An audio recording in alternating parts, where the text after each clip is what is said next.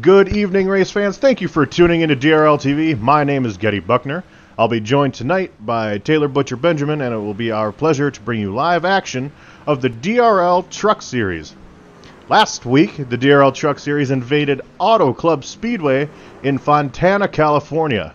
Starting from the pole position, Wade Hustad led the first 57 laps of the Auto Club 150. After a late race wreck took Wade Hustad out of the race, Ryan Hesgaard was able to capitalize and win his first ever race in the DRL Truck Series. Jeffrey Meyer finished second, with Chris Rice, Jeremy Hebel, and PJ O'Leary rounding out the top five. If you look at our first 5 races, we have had 5 different race winners, with the total margin of victory for all 5 races combined being less than 1 second. And of those 5 race winners, only 1 driver won the race while leading the most laps. Now tonight, the drivers of the DRL Truck Series have traveled to Ridgeway, Virginia to do battle at the legendary Martinsville Speedway. In addition to being the shortest track that these drivers will see all season, Martinsville Speedway is the only track that has asphalt on the straightaways and concrete in the corners. Because of the unique characteristics that Martinsville has, this could be a race that we see a totally different group of drivers running up front than we normally would. Similar to something that you would see almost at a road course. With 150 laps scheduled for tonight, it's impossible to say right now who the race winner will be, but one thing we do know for certain, there will be drama, hurt feelings, and bent sheet metal. As these drivers continue to get ready for tonight's event, we bring in the voice of the DRL Truck Series, Mr. Taylor Butcher Benjamin. In addition to being a top-tier driver on iRacing, this is your second season calling races for DRL TV. If you could create the perfect short-track driver, what characteristics would that person have?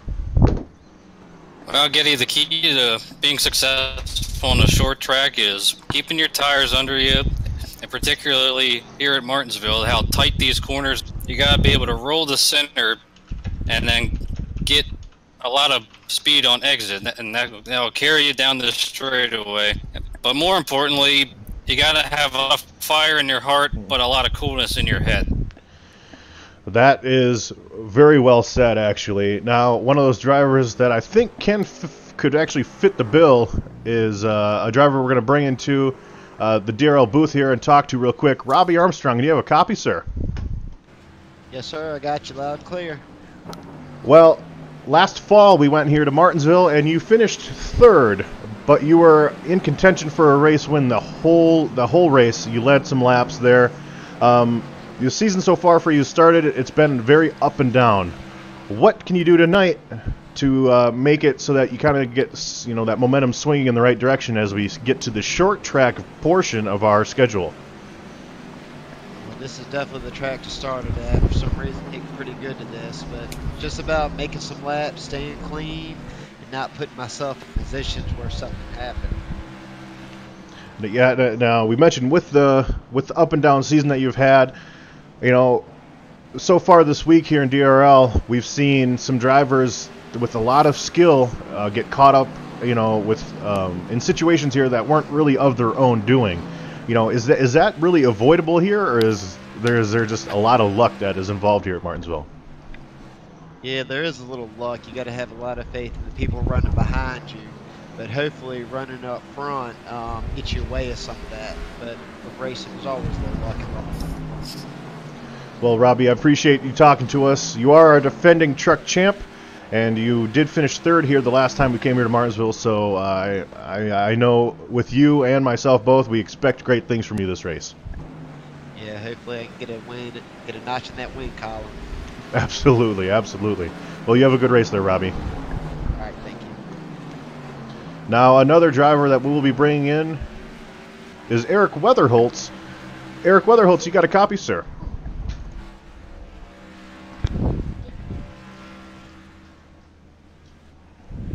Eric Weatherholtz is possibly getting ready for qualifying here. That is a minute and a half away. We will maybe try to get back with him a little bit later in the race. But Eric Weatherholtz is our defending race champion. He won this race last spring, and he is a new addition here to the DRL Truck Series this season. He started in the Grand National Series, decided to come here on Wednesdays, better suited for his racing schedule. But here he is racing for SGK Racing here in the Truck Series. I expect big things out of him tonight. Last spring, he led 66 laps here and also won. So, you know, do you have a driver that might be, you know, maybe a dark horse tonight? Yeah, that's kind of hard to say. A lot of high-quality drivers so far not kind of towards the bottom of the speed chart here. We got PJ O'Leary only 18th right now, and Trice 20th. So they could make their way towards the front despite not having the best practice time right now. But I'm going to be keeping an eye on Daniel Holloway. Remember last year how he, like Robbie Armstrong, is still looking for his first year, and I think he can pull it off tonight. Absolutely. Now, we're going to pull up the point standings. Now, for the fourth time in 5 races, we have a new points leader heading into a race. Jeffrey Meyer took over the points lead last night after that second-place finish at Auto Club. Another driver that having a really good season, but we don't necessarily talk about a whole lot, is PJ O'Leary. Casey Drake was our points leader last week, but he had kind of a rough race there. So we'll see. We'll see who tonight. You know, maybe it could be possible that PJ O'Leary takes this points lead heading into our next race, which will be at Rockingham Speedway next Wednesday for 125 laps at the Rock. That's another race that I know we're both looking forward to. Very, very fun to broadcast there. But tonight, again, 150 laps here at Martinsville. Really favorable conditions tonight, Taylor. What do you think the cooler conditions will bring versus, you know, what we saw in last night's Grand National race where it was warmer? Well, of course, the cooler conditions bring, you know, more grip to the racetrack, but that might not be the greatest omen for these drivers. That might mean more chaos. Yeah, that is true, and chaos at Martinsville is already almost all but guaranteed. So we'll see what happens here tonight. Now with qualifying, with the new dynamic weather, we don't have anyone on track yet. One of the new things that kind of we see a lot of is a lot of drivers almost wait until the very last minute to see what they can do. You know, waiting for the track temps to either cool down or, you know, warm up. Mostly cool down though. So we'll see. Who waits, if waiting actually is a strategy here that works. We'll see here in just a little bit. We got 3 minutes of qualifying left, and then we will start the green flag, or we will start the race. This place is called the Paperclip for a reason. Very, very long straightaways for how short it is, and very, very tight corners, resembling a paperclip, of course. What you know, we go to the short tracks coming up. We have Bristol and Richmond, but what is it about Martinsville that makes it so difficult? I mean, this is considered one of the hardest tracks on the entire NASCAR circuit. The corners are concrete and the straightaway is asphalt. Plus the banking in the corners, it's actually 12 degrees, but trust me, when you're out there racing, it feels relatively flat. Actually, kind of almost like minus 12 degrees out there. So it's something that these guys really got to pay attention to. And also tonight, something to watch out for later in the race. I believe 3 guys, maybe even a little more than that, but 3 that I know of that were running relatively well had their top 10 runs spoiled by getting too many incident points and getting DQ'd at the end of the race. And that should be something to pay attention to tonight. Yep, absolutely. Well, we've got 2 minutes left of qualifying. We will come back for the green flag. We will take a quick 60-second break, and we will show you the DRL TV schedule again, just like we do with pre-race if anyone missed it, and then we will be right back to start the Martinsville 150.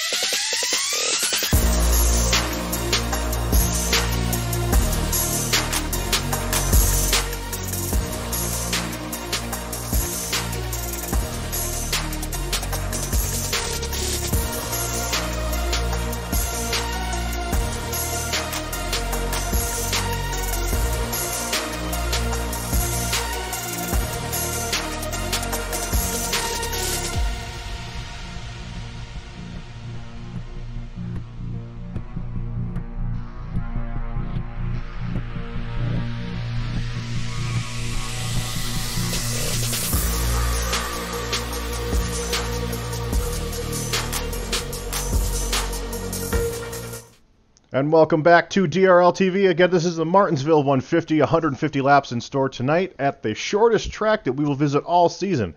Jordan Berry qualifies on the pole. We will see if we can get an interview with Jordan Berry here in just a second. Let me try to find Mr. Berry. Jordan Berry, you have a copy, sir. I sure do. Well, congratulations on your pole here at Martinsville. With the track conditions being what they are, does this more tend to like lean into a favorable position for you, or do you like a hotter, slicker track?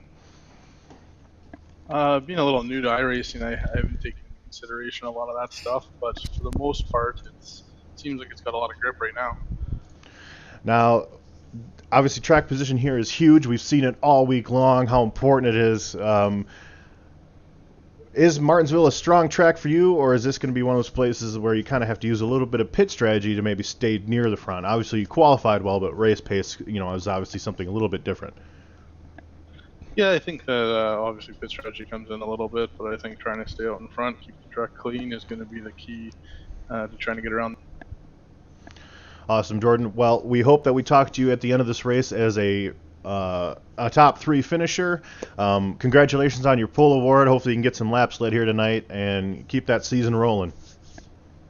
Thanks a lot and have a good broadcast. Awesome. Thank you, Jordan. That was Jordan in Momentum Sim Racing Team. Other notables, we have Jeremy Hebel, who has finished well here at Martinsville, starts 3rd. Richard Springer starts to the outside of Jordan Berry on the front row. Last year's race winner starts 15th here in Eric Weatherholtz. Another fast truck that I saw in practice is the 6 of Corey Sherman. There's going to be a lot of movement here towards the top of the chart here, especially with different pit strategies and things coming to fruition here tonight. Last night we saw a lot of cautions. Monday night we didn't see that many cautions. What do you expect tonight? I won't be surprised if we see quite a bit, because this race is pretty short race. It's only 150 laps, and these guys know they've got to go immediately. They can round for very, and I should expect a lot of wild action tonight.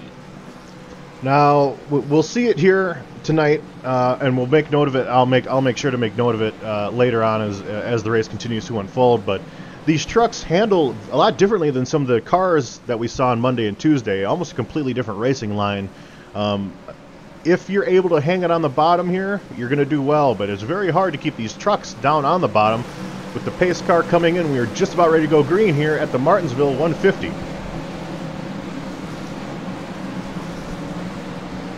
And Jordan Berry leads us down, gets a great jump. Green flag is out. Oh, he drove it in pretty hard, but he's getting a good run off. Jeremy Hebel's going to slot in the 2nd. Richard Springer has 3rd cleared if he can get down there, which he does. Jordan Berry does lead lap 1. We already got a lot of fenders getting bent back in the pack. Yeah, everyone here, in all 3 series that we have here in DRL, because there's a big skill gap from first to last, we're going to have a lot of different braking points. We got to spin over in turns 1 and 2. Adam Free is one of them, and also Trent Helt. The leaders are coming up on Trent Helt. We're going to stay green, as I was at the back of the... And we see it on the replay there. It looks like the 58 gave the 09 a little bit of a shot there. He's able to get it turned around. Adam Free just kind of had to almost just slam on the brakes to avoid him. But we'll see if these leaders can get around some of the lap traffic here a little earlier than we anticipate lap traffic. But that's going to be another factor tonight, as it was kind of a big factor in last night's race as well. Adam Purcell already in the pit road. Pardon me. And look at some of the guys trying to avoid Trent Helt there. As we move back here, we've got PJ O'Leary in 9th. Again, we mentioned he is 2nd in points, trying to make his way through the field, getting around the 09 of Trent Helt, chasing down the 88 of David Lindahl. And very important for these guys to just, you know, knock out some green flag laps, establish a rhythm, keep your truck in one piece. As we look at PJ closing in on David Lindahl. And everyone just about single file here so far. Part of that is because you can't dive these trucks down so deep. We'll ride on board with some of these guys.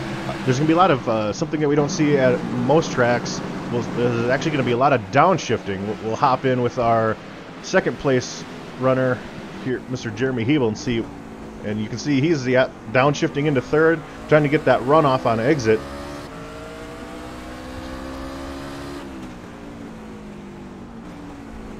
And he's pulling right up on the back of Jordan Berry, just a couple hundredths faster that time. Yeah, he's making great headway off the corner like we talked about in the beginning.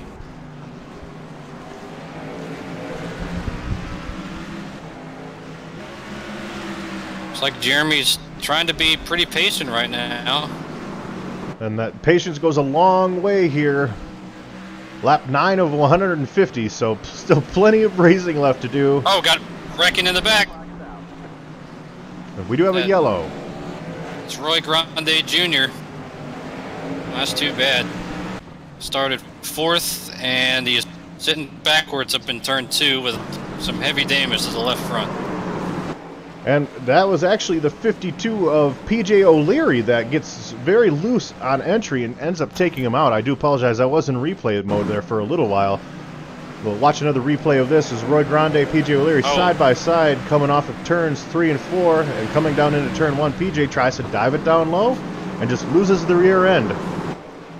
Yeah, Roy Grande was a victim that time. Well, that's not going to be the first time that we mention that word tonight, as this gives an opportunity to the 09 to get some of that damage fixed. Roy Grande also pits. Some of the guys in the rear pit as well, but after 11 laps here, there's not going to be a whole lot of tire wear. There's going to be, the main concern is going to be on this restart. There's going to be some heat buildup in the tires, not necessarily tire wear. So we'll see. On this restart, we saw last fall there was huge issues on the restart with the wheel spin, because when the leader takes the green flag, most of the pack is still actually in a corner when they're trying to accelerate. And we saw last fall Matthew Kleinschmidt and Eric Weatherholtz got together. Daniel Holloway had an incident with spinning last fall as well. So with the cooler conditions, that should help with that, Taylor. But I do expect tonight to be kind of a cluster when it comes to these restarts. Yeah. And if you recall, that played a huge factor. That wreck did not allow Eric Weatherholtz and Matt Kleinschmidt. They both, because of that wreck, fell short of making the final 4.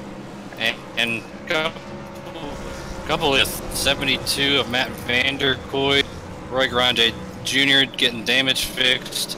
Now, we're going to be talking about this a lot too. Guys in the back of the field making pit stop. The pace car is going to be on them almost immediately, and they got trapped a lap down on pit road by the pace car. I believe Cody Gatsky as well. Yeah, we saw that because of the size of the field. By the time you enter the pits, you're already more than a half a lap down. So we saw it last night. I don't know if we saw it as much Monday night, but last night there was a couple of drivers that just came in for a typical 4-tire stop and went a lap down because the pace car going 45 miles an hour here. Pit road is 35 miles an hour, and if you start, again, a half a lap down, obviously the math just doesn't quite add up here. I believe we are getting the 1 to go, so we will see a little bit more green flag racing. Hopefully the patience can continue. Jeremy Hebel starting on the outside, which is a huge disadvantage. Yeah, let's see if hopefully we won't have any wheel spin on this restart like we were just talking about. Pace car is off. Barry takes off. Everything looks okay. Oh! Barry! How did they all keep from spinning out right there? And he was trying to take it on the outside. And Corey Sherman gives Dakota a little bit of a shot there going into a 3 and 4. Everybody's stacking up here. we are looking at the race for the lead, but we are also looking at the mayhem behind him, especially... Oh, Marvin will round. God, there we go. Caution came out a little late, though. But, wow. I think that gives... Marvin we saw Wingfield go around, but because when the caution came out, Jeremy Hebel will actually take over as our race leader. And David Lindahl lost a ton of track position because of that also, after making contact with Wingfield. So the patience didn't last long as we look at we're pacing our second caution of the day. We saw Robbie Armstrong actually hit the grass because he got a little bit of a shot from Chris Rice, and Marvin Wingfield goes around, and yeah, Lindahl loses a lot of track position here, which is so very important. And most of the leaders still staying out. But we will take a little bit of a break here on DRL TV, get the field reset for the Martinsville 150, lap 18 of 150 laps here just now. So we'll come back and maybe get some green flag racing here, Taylor. What do you say? I'm hoping so. Awesome. Well, we will return in just a second.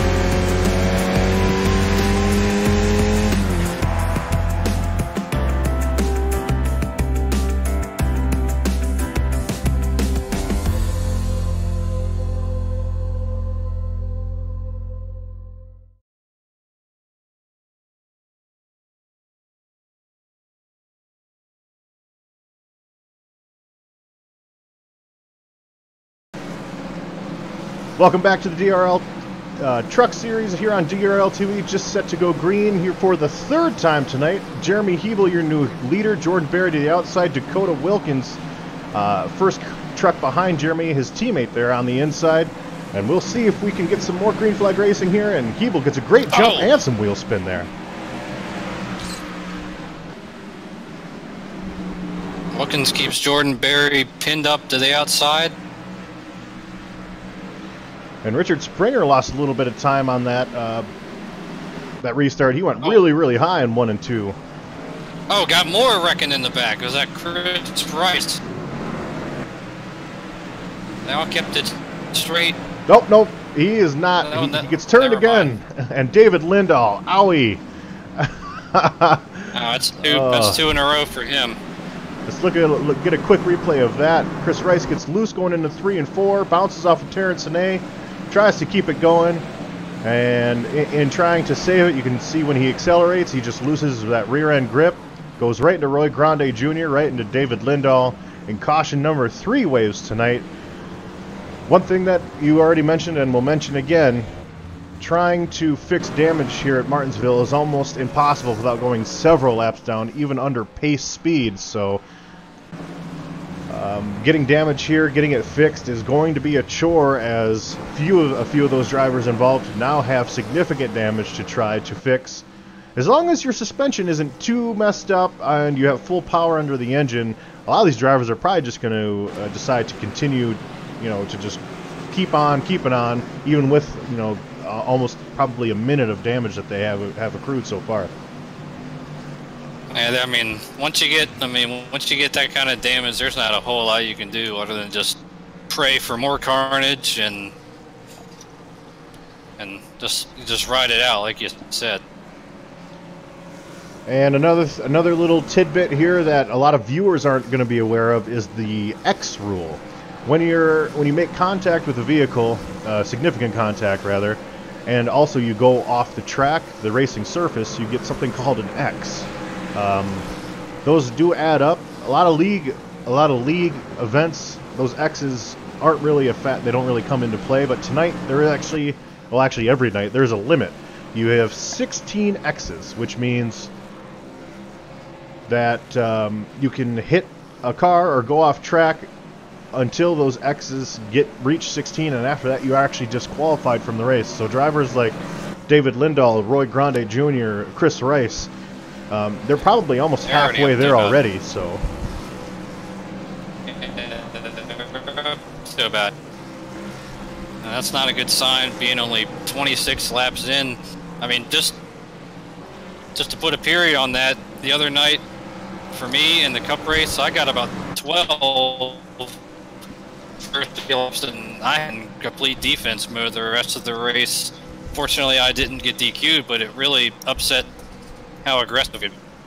You know, it completely changes the strategy of a race, because we will see a driver that is faster trying to attempt to pass here to the truck in front of them, and if they can't get around them, what you often see here at Martinsville in any series is the use of the chrome horn per se. Yep. A little bit of a bump and run. But if you have 12, 14 X's, and if you bump them just a little too hard, it'll give you 2 X's, and all of a sudden you're disqualified. So it almost removes that as a possibility. And they got to really be careful about that. I mean, usually you get first bump, like I'm here, I want to get by you. Second is like, all right, let's go, dude. And then third, like, you're getting moved. As we get the restart here, people takes off. And a little bit less chaotic of a start, at least here up front. Richard Springer again goes wide in 1 and 2, a little wider than he wants. It does open the door for David Wellborn potentially, but the top 4 drivers do go single file. There's Daniel Holloway and Casey Drake side by side. Casey Drake looking to continue his incredible run so far this season. After missing the playoffs last year, I believe, or at least being one of the lower seeded drivers. I mentioned earlier in the broadcast, he actually was our leader for the points heading into last week's race at Auto Club. So still a great run for Casey Drake, huge improvement.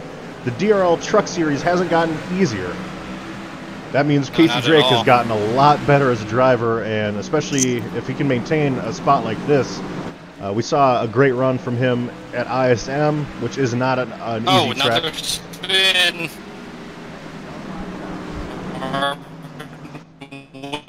Field again and up on the curve. We see Chris Rice involved in that one as well, which is only going to add to his X total, which means Same with Marvin Wingfield. I believe that's his second already. Roy Grande gets into him, and that's something that we'll see a lot of. We do apologize, some of the trucks coming in and out there rendering. Looking here at the 19, it looks like the Oh my goodness! Oh, that is not Roy Grande. That is the 72 of Matt Vanderkoy, and he just tries to make that pass inside it and doesn't quite stick. Yeah, that's pretty aggressive, but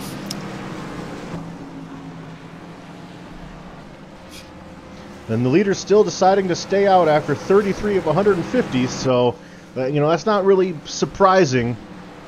But at some point, especially in the next caution or two, assuming we get a couple more quick cautions, we'll see an advantage of maybe like 5th or 6th spot on back coming in, which will leave you could see the top 5 out on old tires.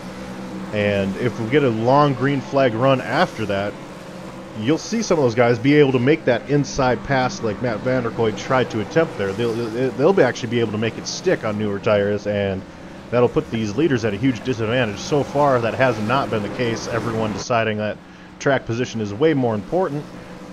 And if most of the field decides that, then this doesn't become an issue. But if the leader stays out or the top 3 trucks stay out and then everyone behind them pits, that's a whole new story.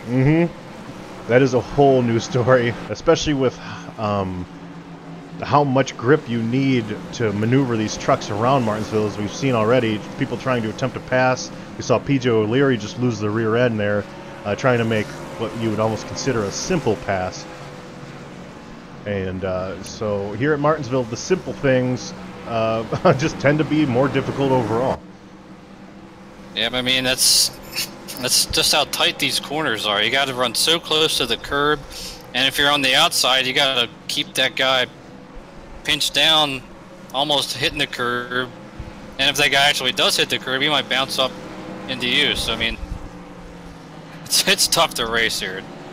Well, some of the notable drivers that have been able to move up, we have Eric Weatherholtz, who started 15th. He is now in 8th. Richard Springer, who started 2nd, he's just in front of Eric Weatherholtz, starting in 7th.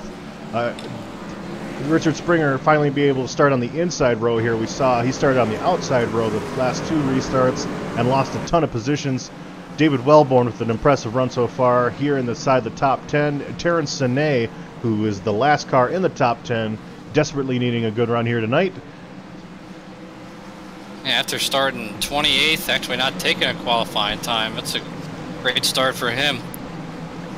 And pace car's in, and Jeremy Hebel leads him down. Gets a great start off the corner there, which we mentioned is going to be an issue tonight. But so far, the restarts haven't been the issue. It's going, and Richard Springer. Richard Springer getting turned sideways, gather back up. Geez, this one, just when he gets a chance to restart on the inside, he's still getting knocked around. Oh, look out, Terrence Sine. There we go again in the back. Dustin Eichert. And the caution is back out.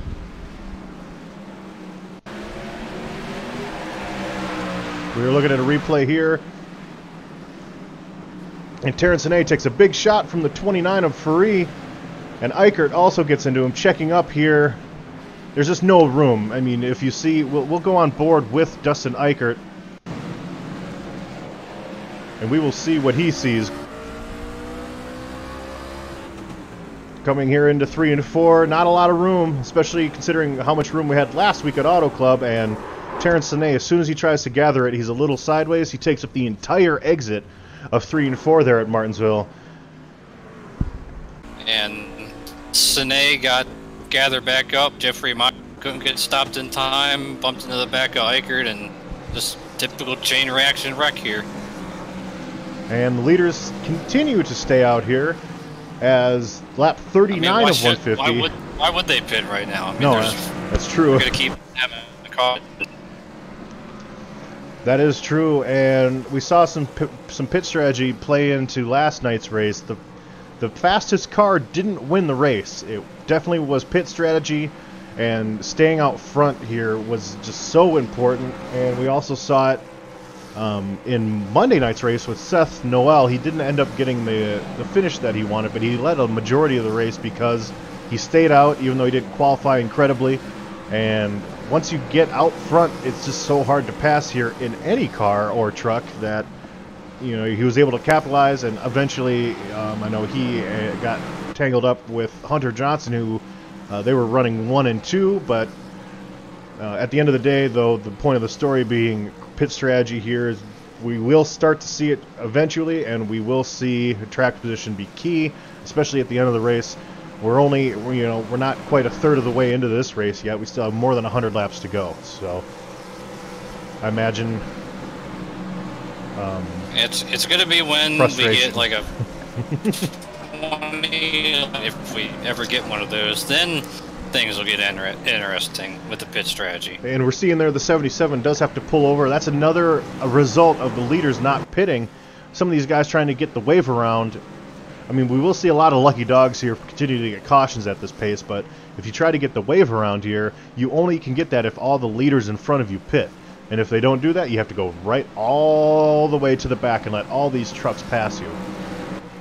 Yep, and of course, well, Roy Grande Jr. is actually running last right now, 18 laps down, so kind of wouldn't really do him much good to get a wave around. Correct, but if you're trying to chase someone like David Lindahl, who is just a few more laps down, or a few less laps down, he's sitting on pit road with extensive damage, so.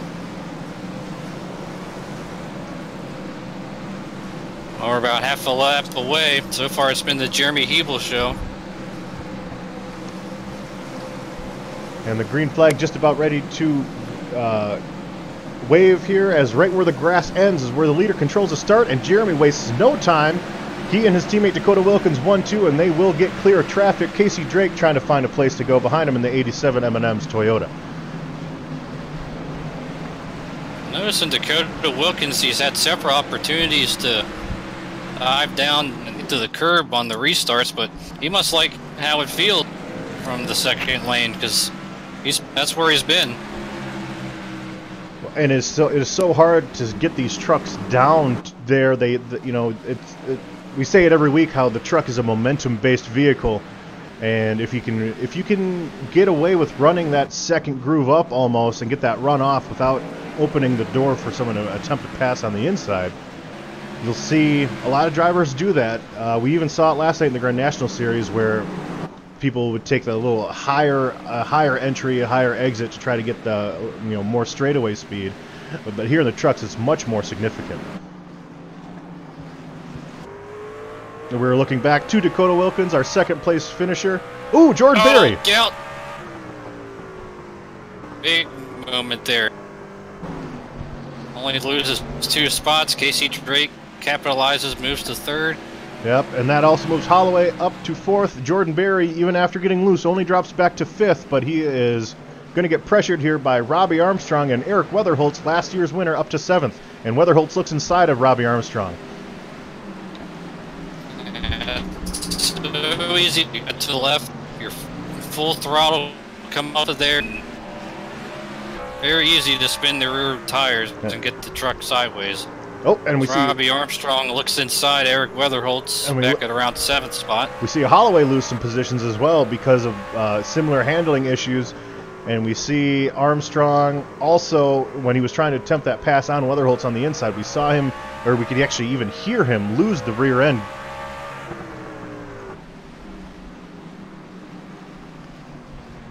Lap 49 of 150, just a third of the way into this race.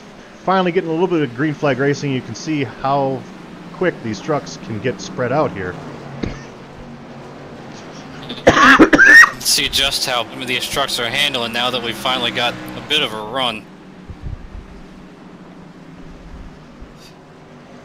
Looking back to David Wellborn, still running in 9th. Adam Faree, the 29 truck, who's already had a very busy evening, back in 10th.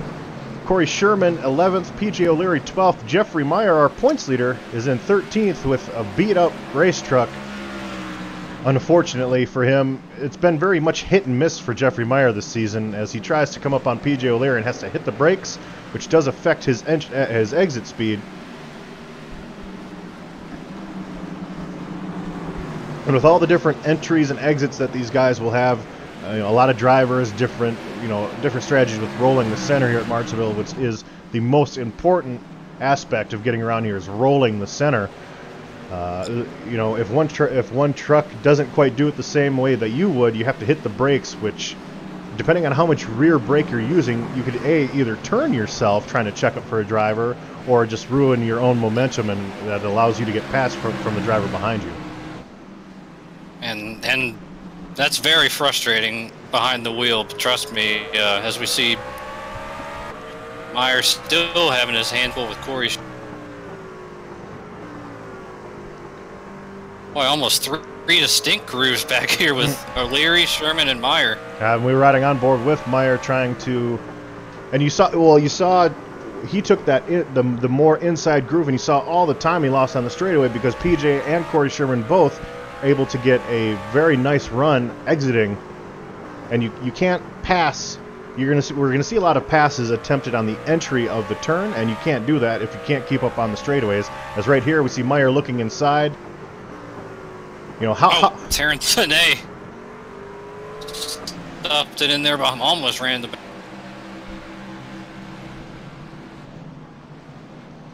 Again, bringing up the point standing so far, looking, and as we see Sine go wide, which does allow Jarrett Rogers to go by.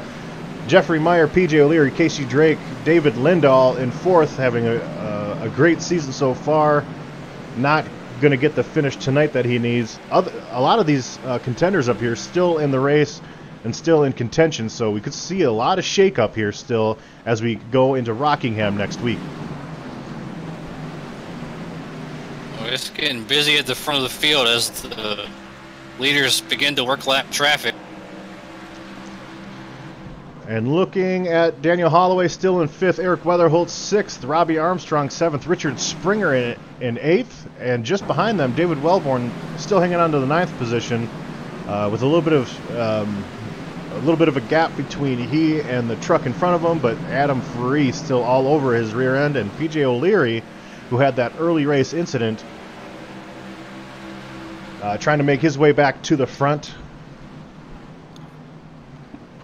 And his truck doesn't look terrible, especially compared to some of these other guys, but yeah, it's going to be just how tough it is to pass here. It's going to take him a long time to get from 11th back up to where he was running.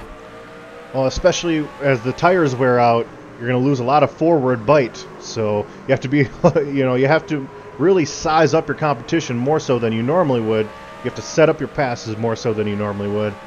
And to your point, talking about damage earlier, and we mentioned this at ISM when we went there just a few races ago, you are allowed to hit the, to have a little bit of damage, a little bit of fender damage, nose damage, rear end damage. Ooh, Corey Sherman gets turned there. Oh. And he's still turning. Oh, he hits the... Now, this actually hit. He's on the other side of the wall. That's a bit of unorthodox groove there. And we saw Jeffrey Meyer taking that inside line there. Corey Sherman tries to close the door, and it did not work out.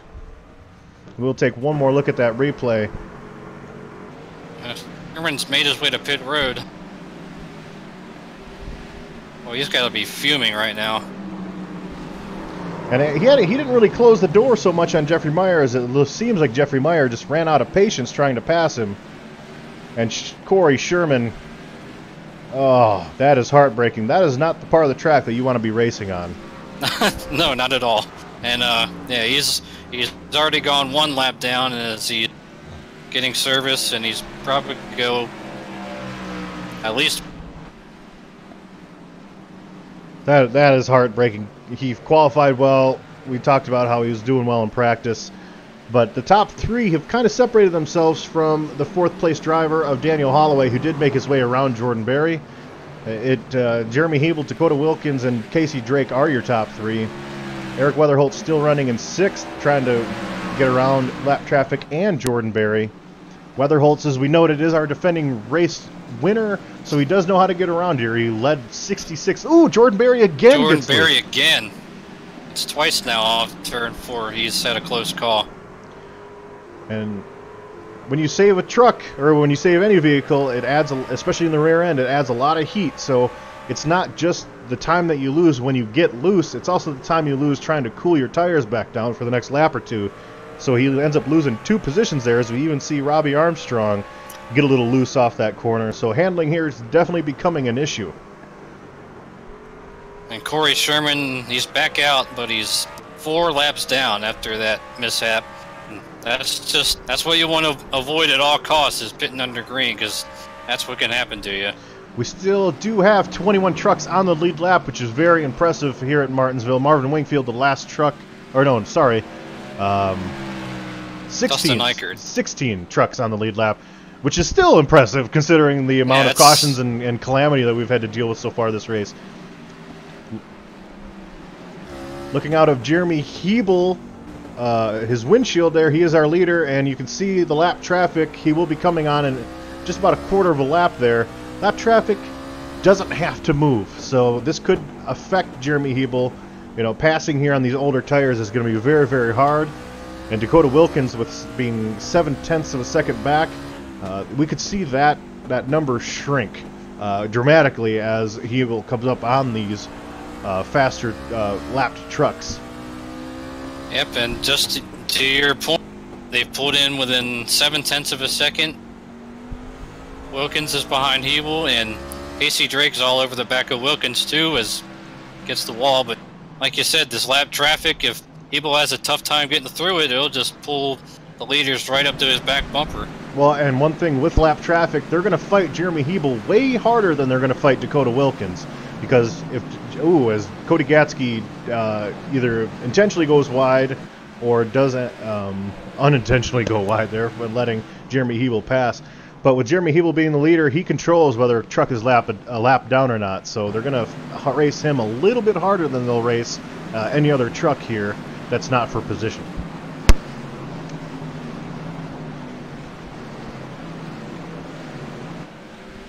And we're still seeing Casey Drake. Oh, look out, Daniel Holloway off of 4. And his hands full big time. And with reminiscence of Jordan Berry. Oh, now we got a caution. Off of turn 4. It is Matt Matt Vanderkoy. Vanderkoy turned around. We'll get a replay of Mr. Matt Vanderkoy trying to turn some laps here just behind Richard Springer, Chris Rice.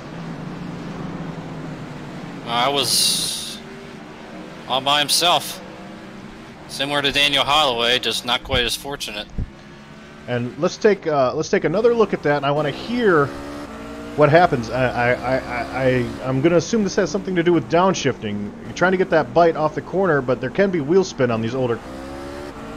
Yep, and we see it as soon as he shifts from 3rd to 4th, he loses the rear end. But all the leaders will be coming into pit.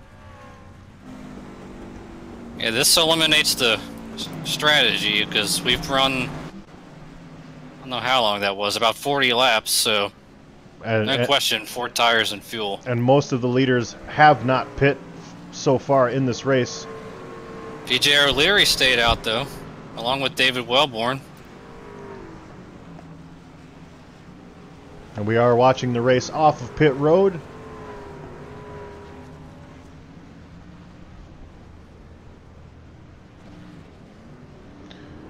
Jeremy Hebel with a great stop at 14.3. Dakota Wilkins comes out 2nd. Casey Drake 3rd. Daniel Holloway 4th. And I believe that is Eric Weatherholtz that will come out 5th. Obviously, they will not be 1st and 2nd, 3rd, because there were 2 trucks that decided to stay out. 3, actually, if you include Justin Eichert.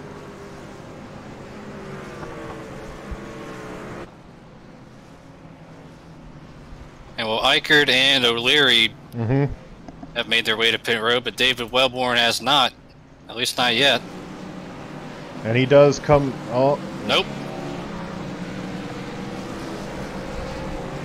That's interesting. Very interesting strategy, but not surprising. David Wellborn does like to stay out and get those laps led.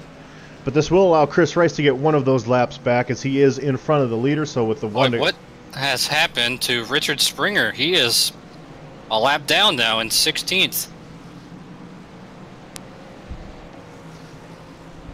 I don't know if he tried to get damage fixed and got caught by the pace car, but whatever the case, that's a tough break. Richard Springer is our ISM winner, but otherwise, this season has not gone well for Richard Springer. Oh, I saw what happened. He pulling into his pit stall. First off, very slow into his box.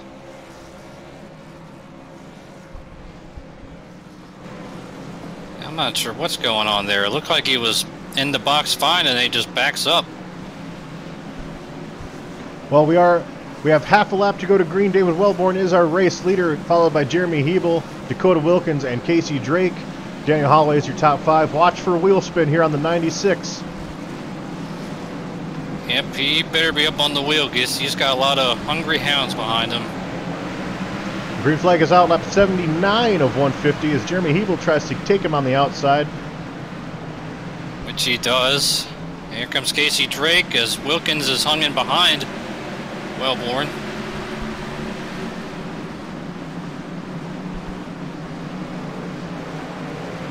Oh, this is Oh, tough Dakota right here. gets- Wilkins gets turned by Holloway. And a big mess on this front stretch. And more down towards turn 1. Adam Faree.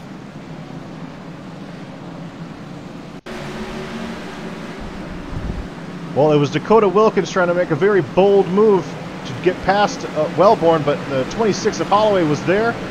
Robbie Armstrong doesn't quite check up enough. Obviously, there's not going to be enough time to check up there. But let's go on board with Robbie Armstrong and see what he saw.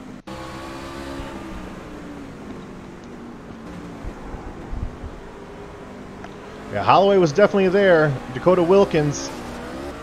Oh, and that was barely any contact, but just enough to turn Holloway the rest of the way. And then what happened with Adam Faree going into that next turn? Believe. And we are watching got hit now. By, not sure that was that hit him. That was Jordan Berry that hit him. That knocks Jordan sideways. He's got quite a bit of damage now as well. Our pole sitter. Well, tempers are going to be flying here, I'm afraid. David, after this one. Yeah, David Wellborn, besides just being a little bit off pace, he did nothing wrong there. He held his line, but Dakota Wilkins tries to make the move on exit, but 26 was already there. You know, part of the issue could have been his spotter not quite notifying that the 26 had a nose. Otherwise, a lot of the issue there was drivers not checking up as much as they needed to, because they know that if you check up too much, you're going to lose those valuable positions. But instead of checking up, a lot of those drivers ended up getting turned, and now they're worse off than they were before if they would have just hit those brakes. Yep, and now we're down to just 13 trucks on the lead lap after having 16 a little bit ago. But that whole situation really started on the exit of turn 2, because Wilkins, you got hung in behind Wellborn, and I guarantee you he was starting to get a little frustrated and tried to force a hold to try to get by Wellborn, and the rest is history. Yeah, Martinsville not disappointing with the... Not at all.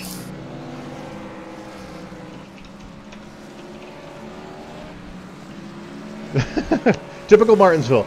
And we Yes. see, this is, you know, if you look at the field size, you know, this does come into play. The field size with the amount of trucks that we had for our spring and fall race. Tonight we had 27 trucks. I believe we had 14 last fall, so there's even less room here tonight than there was last fall, where we had, you know, it was almost like a caution fest. And Yeah, I mean, there's not a lot of room here anyway, but just the larger field just adds to that. As AC Drake's gonna be on the outside of the front row. How about Eric Weatherholtz? Eric Weatherholtz, last year's winner, up in the third. Last year's winner, and this is his first race back into the Dynasty Racing League Truck Series, and we are just set to go green, with Jeremy Hebel leading him to the green flag. And Hebel gets a great jump. Jeffrey Meyer just behind him, and he does not get a great start. And a new driver into our top 5 is Jarrett Rogers in that 9 truck, as Weatherholtz looks inside. Yeah, Rogers is definitely somebody who has had just some terrible luck at the beginning of this season. The truck looks pretty clean from what I see. After starting back in 21st, up into the top 5. Actually, right now, the top 6, only besides Jeremy Hebel, started 17th or worse, or 14th or worse. And Jeffrey Meyer still continued to lose positions on this restart, with Jordan Berry looking inside, Daniel Holloway also looking inside. Ooh, little checkup there. A lot of checkup. And Meyer's getting freight train on the high side. Looking for a place to get back down. The 99. David Wellborn fills that hole. The 99 of Austin Collins. The 96 of David Wellborn get around. Jeffrey Meyer falls into 11th. I mean, with the amount of damage that he has, he might be experiencing some handling issues, but if he can be just fast enough to stay on the lead lap, he'll still get a great finish because of all the trucks that we have one lap down and all the trucks that have other damage and are in risk of getting disqualified. But up front we have Jeremy Hebel, followed by Eric Weatherholtz, Casey Drake, Robbie Armstrong, who we talked to in pre-race. Both he and Weatherholtz we talked to in pre-race, expecting good things, or we tried to talk to Weatherholtz, expecting good things in this race.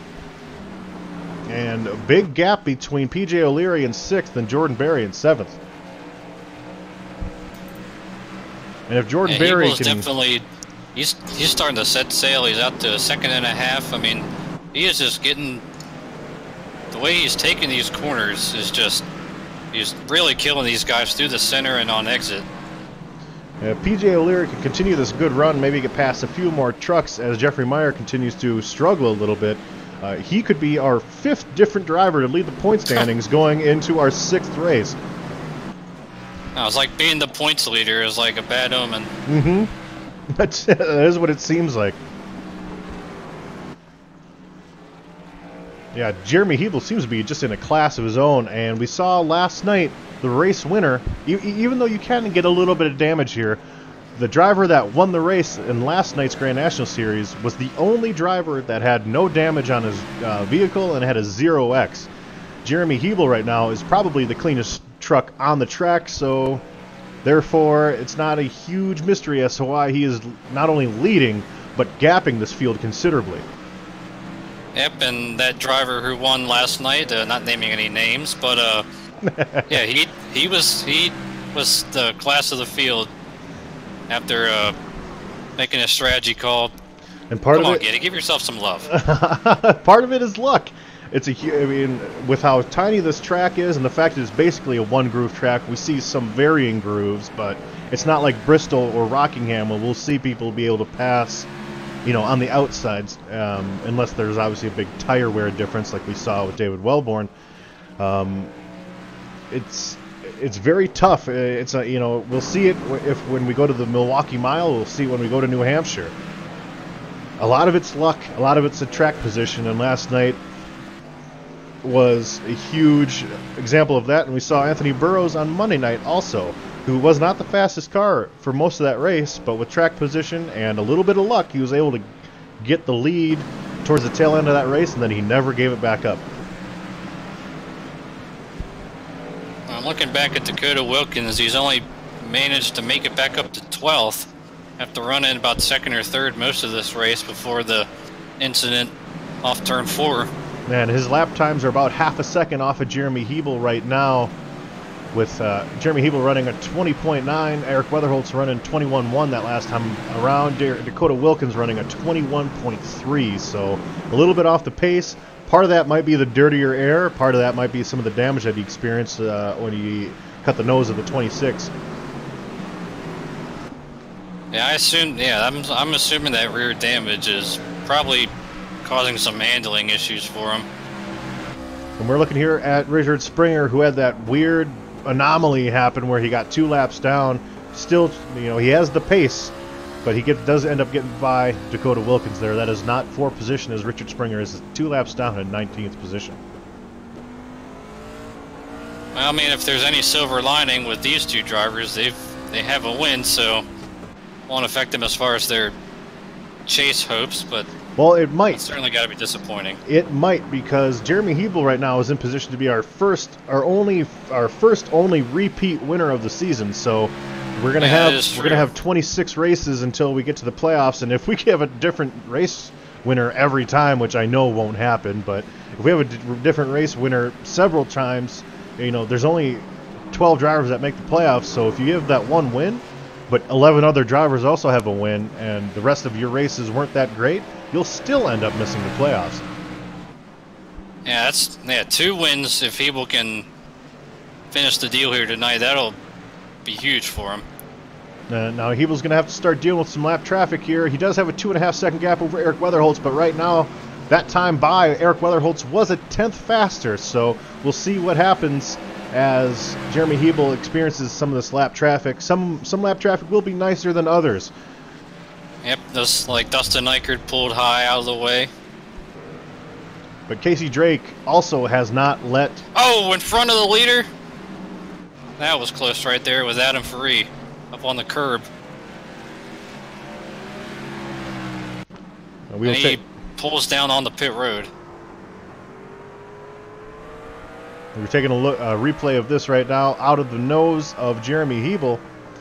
Yeah, it looks like he might have got a little bit of contact with Vanderkoy, or at least trying to attempt to pass there. That's not at all what Hebel wants to see as the leader as he makes his way under Vanderkoy. Now, Adam Faree, just like David Lindahl, might not be in pit road because of damage. David Lindahl, he's actually sitting on pit road because of his X situation. He does not want to get disqualified. You know, that's what, you know, when you make contact and hop on the curb or spin out, that adds that X total that we've been talking about. So at some point you almost have to park it or else you won't be able to finish this race. And look at Jeffrey Meyer almost in position here to go a lap down just shortly after this restart. That is very surprising. Very surprising, and that has to be frustrating.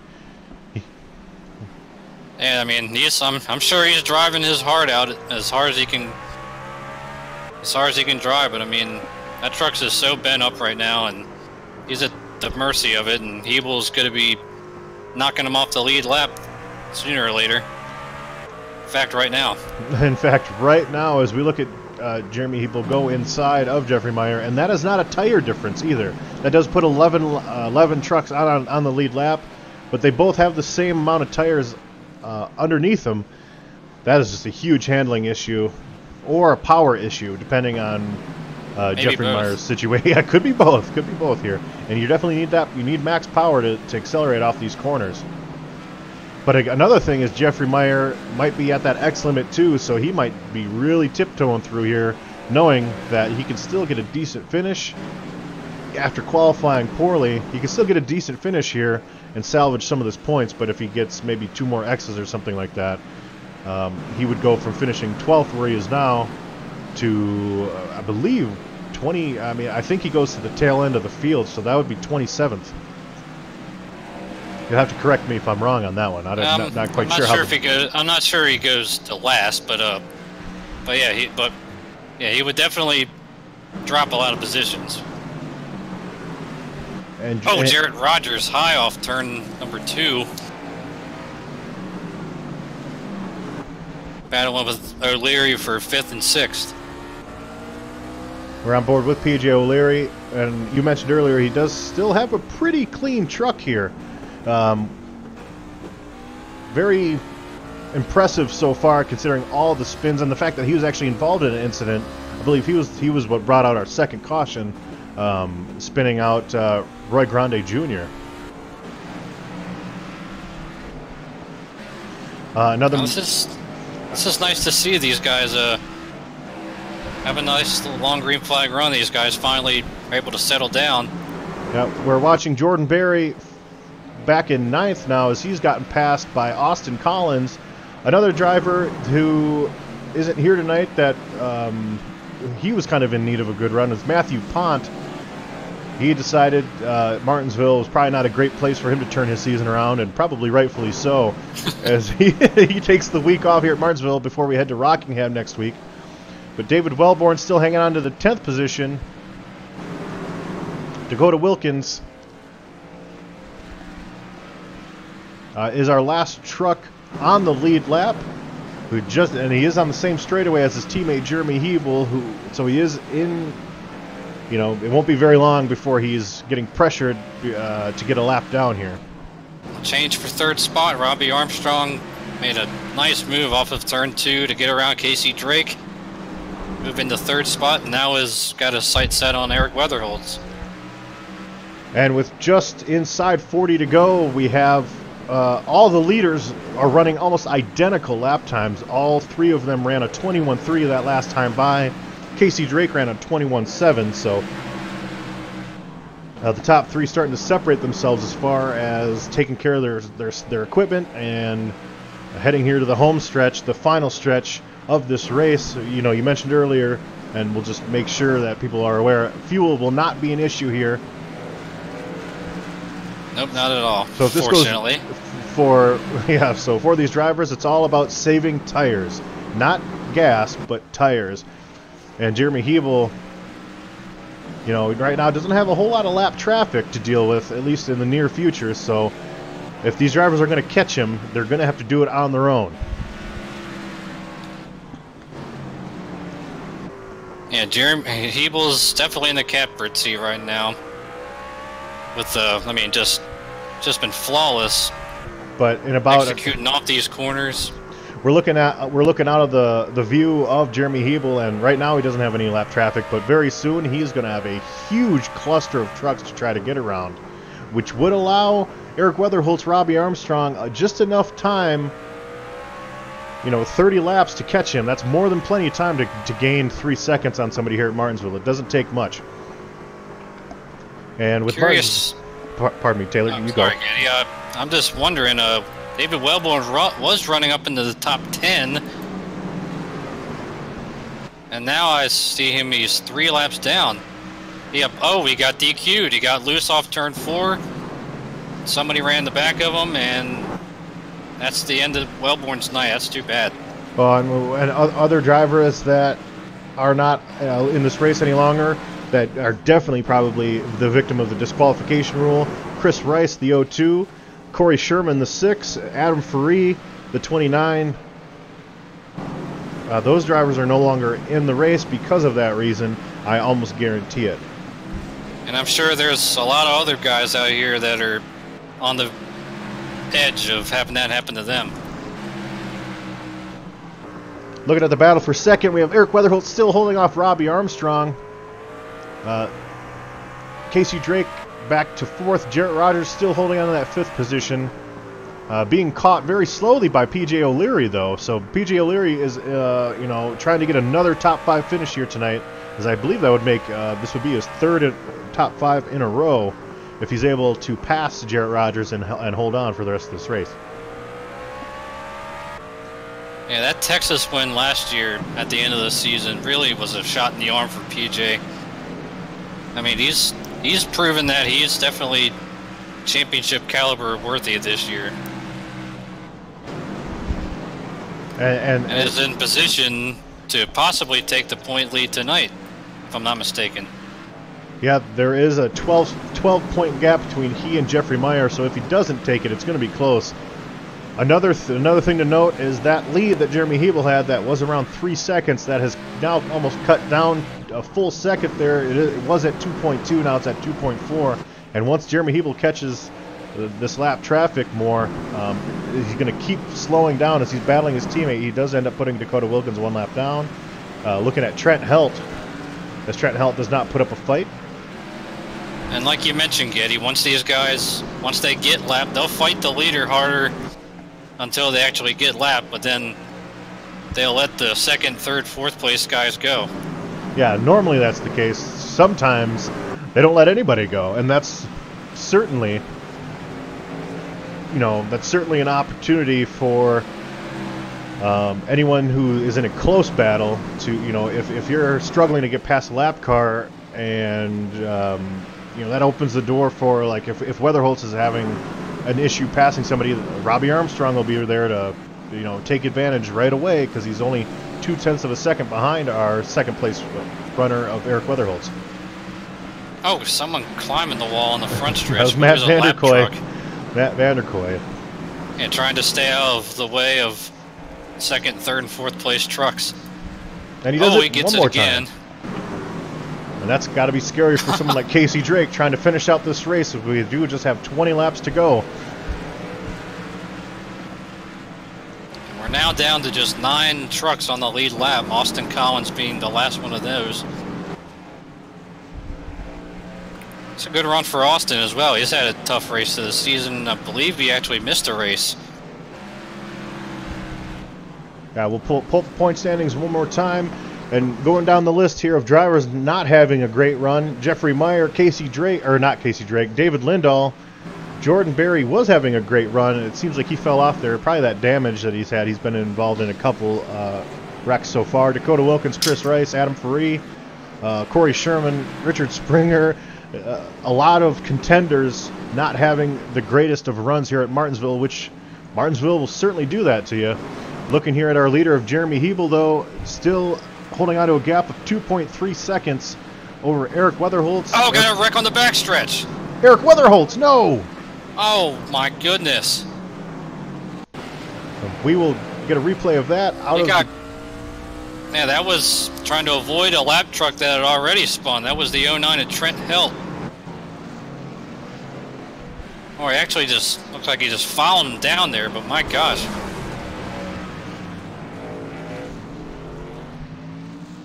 And that is extensive damage, but Eric Weatherholtz still able to kind of hold on to his position. He was able to keep going almost immediately. And we will get our last round of pit stops here. I wouldn't be surprised to see someone try to stay out or take 2 tires here and be a hero at the end of this race. Well, at this point, that's the only way you're going to beat Hebel unless he messes up his pit stop here.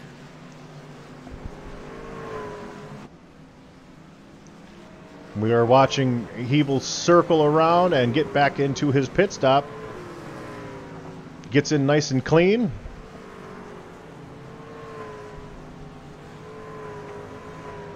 And very surprising, something that you noted earlier, very surprising that we have so many trucks that qualified well.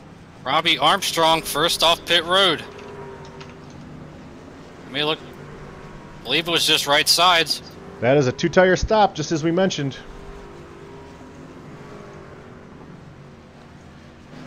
And one of the reasons why that may not work all that well is because there's not a lot of people that took 2, and I know we've talked about this before. The more people that take 2 tires, the more buffer zone, the more of a buffer zone you have between you and the fresh tire guys, the better. Robbie Armstrong is the only one that did take 2. The thing that he's probably banking on is maybe a couple quick cautions if he can hang on to the lead. Yep. That's exactly what I was going to say, Getty. He's counting on these guys to wreck a few more times. And Eric Weatherholtz, after being part of that last caution because he pitted, he is now the first truck 1 lap down in 12th. Very heartbreaking for Eric Weatherholtz. Another big move. It's nowhere near at the front, but Jeffrey Meyer is going to take the wave around here. It appears. And if these guys wad him up in front of him, that could be some free positions that he otherwise wouldn't have gotten if we had stayed green. And when we go green, we'll have a little bit more than just 10 laps to go, so that could be hugely beneficial.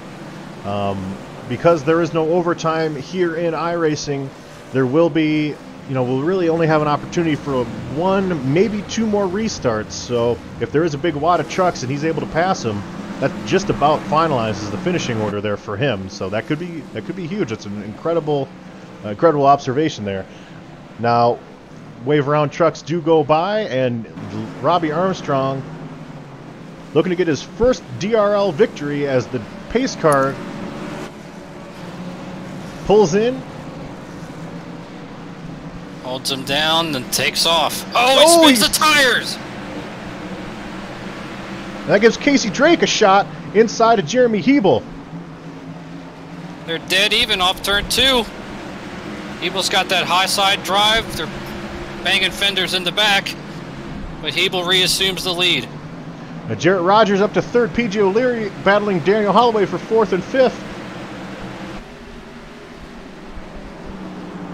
12 laps to go. With those 2 tires, you could tell Robbie Armstrong was trying to be as careful as he possibly could. Still not enough, as Casey Drake is hunting down Jeremy Hebel, and we saw Casey Drake had great short run speed. Jeremy Hebel, however, has been on just setting his own pace here, but looking behind, PJ O'Leary, after getting past Daniel Holloway, has now gotten past Jarrett Rogers for 3rd. He did that on the outside. And don't look now, but Jordan Berry knocking on the door of top 5 after having a very interesting start to his race. That is our pole sitter tonight.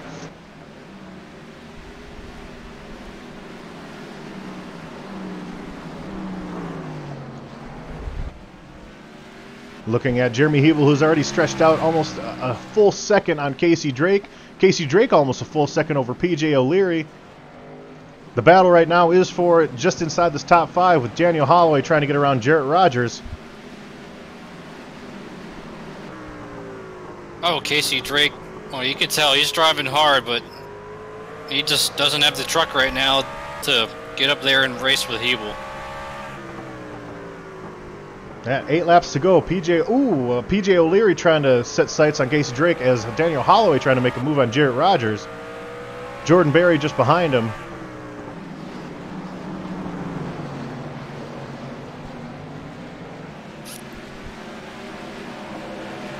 And Austin Collins behind gets a little look at Drake.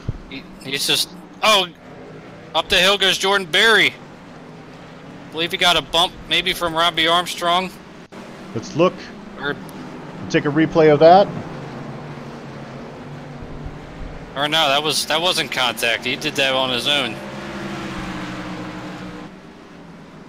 I'm not sure. I think he might have had a little bit of help there from Robbie Armstrong. But that does knock Jordan Berry back to 8th. That puts Robbie Armstrong at 6th. Daniel Holloway 5th. Jarrett Rogers 4th. PJ O'Leary 3rd. 2nd is Casey Drake. And Jeremy Hebel leading by 1.3 seconds with 5 laps to go here at the Martinsville 150. And this is a perfect opportunity with 5 laps to go to just remind everyone, if you enjoyed the broadcast tonight, you have a driver that you enjoy, please make sure that you hit the like and subscribe button on YouTube. We broadcast 3 times a week, all season long, all the leading up to playoffs, all the way through the playoffs in October, November. So a very long season ahead of us so far. This has been a very exciting season in DRL. 4 laps to go here at Martinsville, Taylor. Yep, and as long as Jeremy Hebel can negotiate these lappers in front of him, or hopefully he doesn't even catch them at all, but he's 3 laps away from becoming our first repeat winner of the season. And of course we go to Rockingham next week, which he won there last year. Yep, Jeremy Hebel is the defending race winner at Rockingham. Heartbreak for a few drivers tonight, like Eric Weatherholtz and Richard Springer, but great runs by drivers that desperately needed a great run. Terrence Sine, who you just see there in your frame, he is in the 10th position. He needed this might be, I think that's his first top 10 of the season, potentially, if he can hang on here. Jeffrey Meyer in 9th. Oh, well, that didn't help Casey Drake right there. But even so, I think he's doesn't have enough time.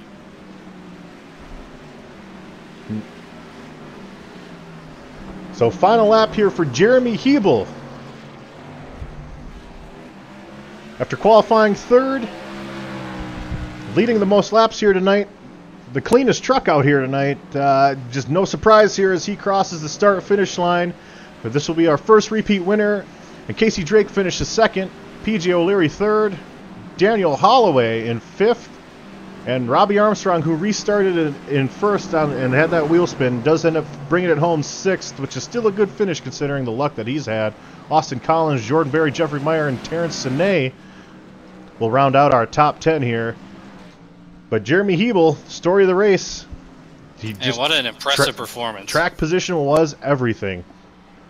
And only 2 pit stops were made by our leader, Jeremy Hebel.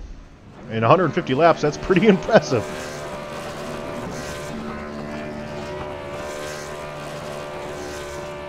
While we let him have his fun here, let's try to pull in some of our top finishers. Yeah, let's bring in PJ O'Leary if we can. PJ O'Leary, you got a copy, sir? Yes, I do. I'm having keyboard problems. Forgive me. Oh, no, you're fine. You had a great run. You didn't qualify incredibly, but the story of your season so far has been the way that you can finish these races out. Another top 5, your first top 3, I believe, since ISM. But tell us about your race and how you're able to navigate traffic after that incident that involved you and I believe it was Roy Grande Jr. at the beginning of the race. Yeah. Once I apologize to him for getting into him like that. My truck just sailed off on the turn 1. It looked like I was at Eldora, just sliding into the. I can't talk tonight. Sliding into the turn like that, but yeah, I got involved in a couple other incidences, and was at 12X for most of the race, and I knew I had to play it calm, cool, and collective, or I was gonna get DQ'd. And somehow I was able to negotiate all the traffic, pass cleanly, and make it through the race clean. And I had a pretty good short run truck and a fairly decent long run truck, and I was able to pass the right trucks I needed to at there at the end and come home third. And honestly, with the race I've had, this feels like a win to me. So I'm happy I finished third at Martinsville. This is good stuff. Well, as second in points, which you could very well be, if not leading the points as we head into Rockingham next week, you'll be very, very close as the leader of the point standings finished well behind you. Your great season so far, it just continues. You know, at the beginning of the race, we mentioned how you're one of the trucks that we don't necessarily mention a whole ton during the race, except for that last restart where you made some great moves on the outside at Martinsville, which is very difficult. Set yourself up for a great points finish, another top 3. What do you have going into next week at Rockingham? Kind of a tough question, I think. Well, at least tough to me, but a lot of confidence. I'll say that.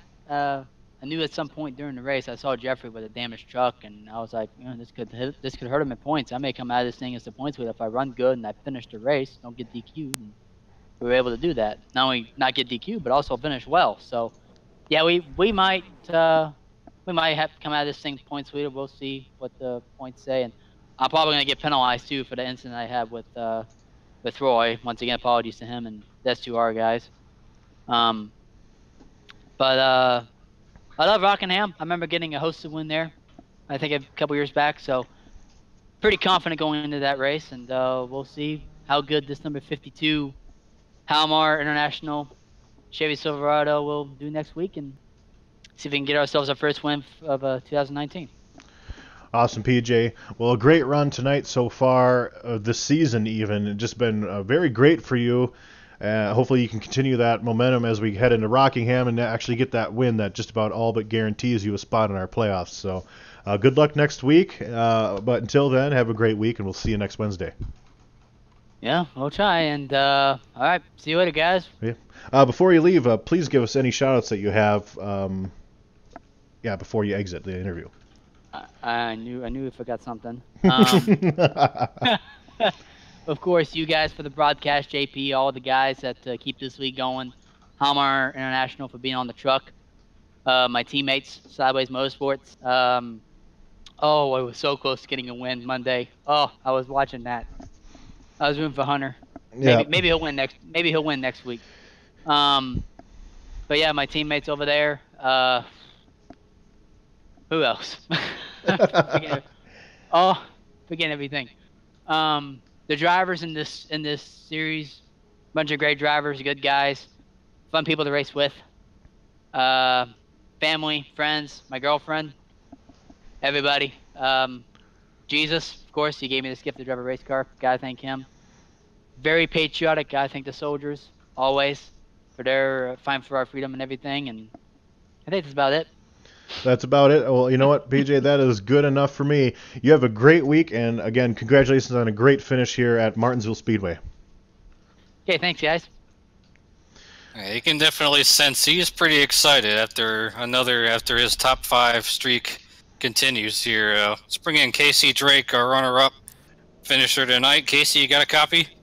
Yes. From 17th to 2nd, and hardly a mark on that truck. Tell us how, you certainly sliced your way through the field in a hurry there. What more did you need at the end to beat Jeremy? I think I was on the inside of him at the beginning. I feel like I could have been a little bit more aggressive. I was trying to try to get a good run off, and I just kind of gave him too much room to get a run off. I think that's probably the main thing. I was catching him just a bit, like a tenth each lap at the end, like the last 2 laps, but I think I was just due to lap traffic. He was just fast. I don't think I could have done much else. Well, you enter this race great in points, and I've mentioned it a few races. You're easily the most improved driver so far. Last year, you were finishing races, it seemed like you also had your hands full in a lot of races last year, even if you were running on your own. This season, you've been competitive. You've been clean. You've had great races, great runs, like the one you had at ISM. What's been the difference so far that we've seen from what the Casey Drake we saw last year to the Casey Drake that we're seeing this year in DRL? I feel like as well, the main thing is just practice, I guess. Practicing a lot more than I did last year. First of all, for the tracks, and I feel like I'm just making smarter moves during the race instead of seeing what I guess takes me. Well, I mean, it can't be said enough. I mean, you at one point you were leading the point standings. You're still very close tonight, and you'll be even closer tonight as well, with the points leader having not the greatest race. He finished 9th in Jeffrey Meyer.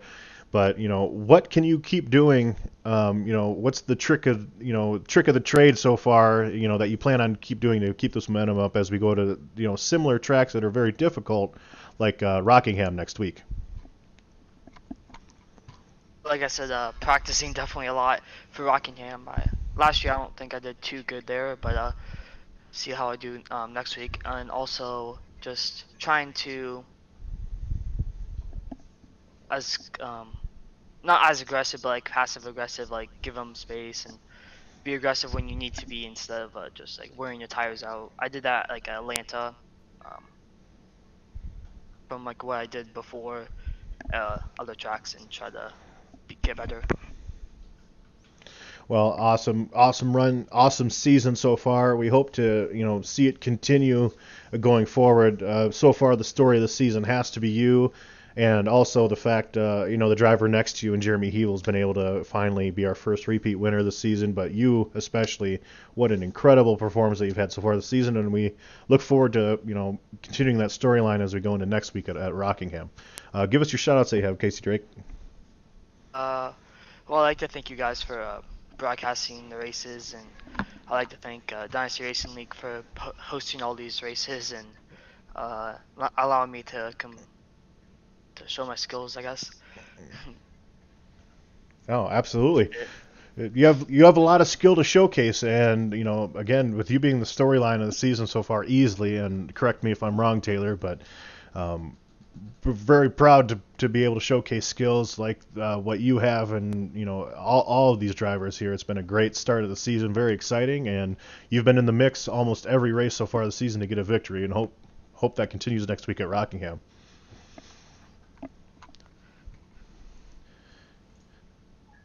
And that was Casey Drake, our second place finisher. Impressive run there, Taylor. Can't say enough about what he's been able to do so far this season. But the thing that's impressive, sorry, Getty. The thing that's impressive to me, I mean, the kid's only 14 years old. I mean, he's just going to become more mature and just.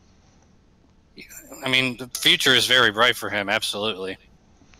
Now, speaking of the future, maybe not as bright for Jeremy, just because he is already here. The future is now for Jeremy as you become our first repeat winner here in Martinsville. Jeremy Hebel, tell us about your race. What was the difference between you and the rest of the field? It just seemed like you were in a class of your own. Yeah, I don't know. I feel in these, I for some reason have a knack for these flat tracks like this, and not always good at every short track, but for here, I'm really comfortable, and I can figure out how to drive the truck and keep up with the track in the race conditions, because I know the temperature was kind of swinging up and down as we're running, so you're getting a little bit tighter and a little bit looser here and there, and just, you know, keeping the tires under me the entire race. Because at one point there, with all those cautions we got, I seriously thought we probably weren't going to pit if it went green to the end there, but we got that yellow, and that changed everything. Well, this season it's been feast or famine. You have 2 race wins in 6 starts, 3 top 5s, 3 top 10s. But you've also finished outside the top 10 in half of the races. You know, right now, with the updated points, you're actually sitting in 4th, just behind PJ O'Leary. What do you need to do in order to go from win-win and then finishing near the back to just consistent top 5s and 10s going forward?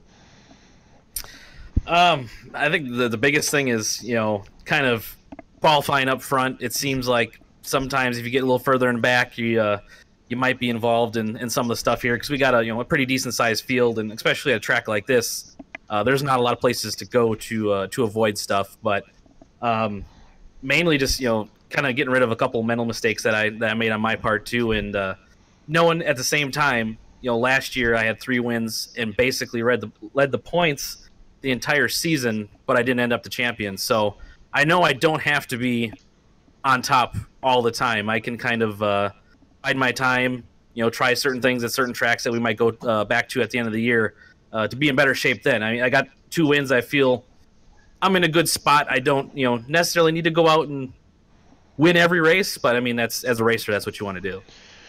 Well, this obviously sits. This actually lets you sit pretty because Martinsville is I believe it's a cutoff race going into the playoffs. I believe it's one of, if not one of the last races as we head into Homestead later on this year. So, does this boost your confidence? Trying to get you back into championship contention when we head to Homestead. Yeah, I think so. I mean, this has been, even last year, one of my better tracks. In that race, I got spun out early, had to fight back up through the field, and if it wouldn't have been for a ill-timed caution at the end, I probably would have won that one. And kind of the same thing in the fall race. I kind of got back in the field and then ended up just getting caught up in some calamity, and that gave me engine damage and not a good finish there. So it's all about where you can place yourself to be in the right spot. And here, being mid-pack or further back really isn't the right spot. No, that's absolutely true. I believe that's the story for all 3 of the series that we've had so far this season. It's very competitive in all 3 series. But before we let you go, and as Taylor Butcher Benjamin mentioned, we go to a track last year where you did get your 3rd and final win of the season at Rockingham. You are the defending race winner. Are you excited to go back? And also, give us your shout-outs. Yeah, I'd say I am excited to go back. That's a track that I like. Some of those, a little bit rough, kind of wear out your tires, drive it kind of tracks. So, but I know also going into it, the skill levels change this year. So I know a lot more competition, and you really got to be on your A game to get it going. And as far as shout outs, just like to thank everybody that stopped out and watched BMI stream. Everybody that watches DRL on YouTube here, all the broadcasts that you guys put on for all the series, they're always fun and entertaining to go back and watch. To my teammates, Craig Meyer and Dakota Wilkins, who raced and had some bad luck today, and to Casey Drake, I thought he'd be a little bit more of running me down there at the end, but it seemed like we were keeping pretty good distance with one another at the end, so he had a good run too. Well, Jeremy, congratulations on your 2nd win of the season. You become our first repeat winner. You could become our first 3-peat winner next week when we go to Rockingham. Enjoy your week of racing, and we'll see you next Wednesday back here on DRL TV for the Rockingham race. All right, thanks, man. Now, that was Jeremy Hebel, our race winner. Now, one thing I'm going to do real quick is I'm going to pull up on our web browser the point standings. As you can see there, Jeffrey Meyer still maintaining a 4-point gap over Casey Drake, PJ O'Leary, and Robbie Armstrong. Jordan Berry, as you can see, the only driver that has finished a top 10 in every start so far. But going back to our broadcast, our unofficial results, Jeremy Hebel wins and leads a lot of laps tonight. So that'll be a huge points day for him. Casey Drake did get a lap led, so that's a great, a great little bonus there. That's probably what, kept him over PJ O'Leary in the point standings. And circling down to some of the drivers that didn't have the greatest luck, Dakota Wilkins, Eric Weatherholtz, both were in contention to win. Both had it was just one little mistake, Taylor, and it cost them an opportunity at a top 10. What would be your story of the race if we had one exiting Martinsville? My story of the race, just terrific to see Casey Drake. Like you said, struggled mightily last year. Some of it not his fault, but certainly a lot of bad luck last year, and great to see him get it turned around this year. Good to see Austin Collins, Terrence and A with getting top 10 runs after having a rough start to the season. But I guess the headliner to top them all would be, of course, our winner, Jeremy Hebel. Just whooped them today. I mean, there's no 2 ways about it. He absolutely put on a driving clinic here at the Paperclip, and he's certainly going to look to make it back-to-back next week when we go to the Rock. Yep, and looking at the graphic there, we do go to Rockingham next Wednesday. The race starts at 8:30. We normally start our broadcast at about 8:15 Central Time, 9:15 Eastern. A little bit over a mile at Rockingham, one of the older circuits that we have in NASCAR. 125 laps there. That is going to be a great race. Probably less cautions, but still probably the same amount of drama. Very, very hard to pass at Rockingham in 1 and 2, 3 and 4. We'll see a lot of action on that little mini tri-oval there that Rockingham has. Our next broadcast, however, will be on Monday with Ryan Branch and Martin Wenzel. 167 laps with the new Cup package at Texas. That will be very, very exciting. That's also going to be one of those quote-unquote open races.